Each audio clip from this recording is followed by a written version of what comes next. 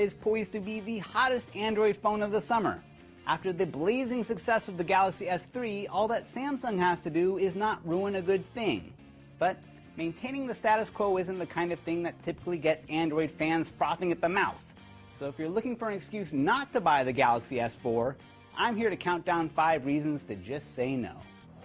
Starting off at number 5, the underdogs. With the S4, Samsung is just trying to hold on to their lead, so now it's up to the underdogs to try to steal the spotlight. LG has those beautiful screens, HTC has that whole kinder, gentler, hipper take on Android. Nokia is, what is Nokia doing anyway? Oh, that's right, they'll come around. Point is, you never know when the next breakthrough feature is going to come up, but you can bet that it's going to come from a manufacturer with something to prove. The number 4 reason not to buy a Galaxy S4, it's boring. It's a big, fast, totally boring looking phone, and it's stamped from the same smooth, nondescript plastic design as the S3, and when you take it out, most people will think it's an S3.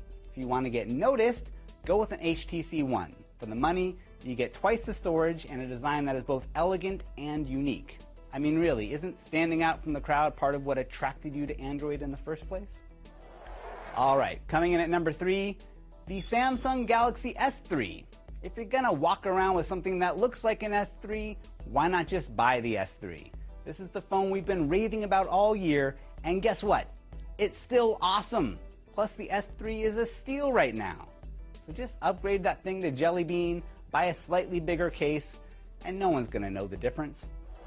Coming in at number 2, the Google Nexus 5. Google has been putting their stamp on some great hardware recently, and I'm sure they wish their Nexus phones got a little more respect.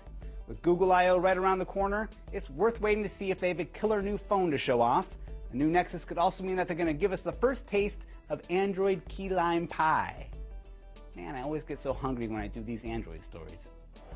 Now, before we get to the number 1 reason to pass on the Samsung Galaxy S4, let's balance things out with some reasons why the S4 rocks. It's on just about every carrier, has some killer camera features, quad-core processor, removable battery, Android 4.2.2, a big old screen, and you can even use it as a TV remote. It was honestly pretty hard to come up with 5 reasons not to buy this phone.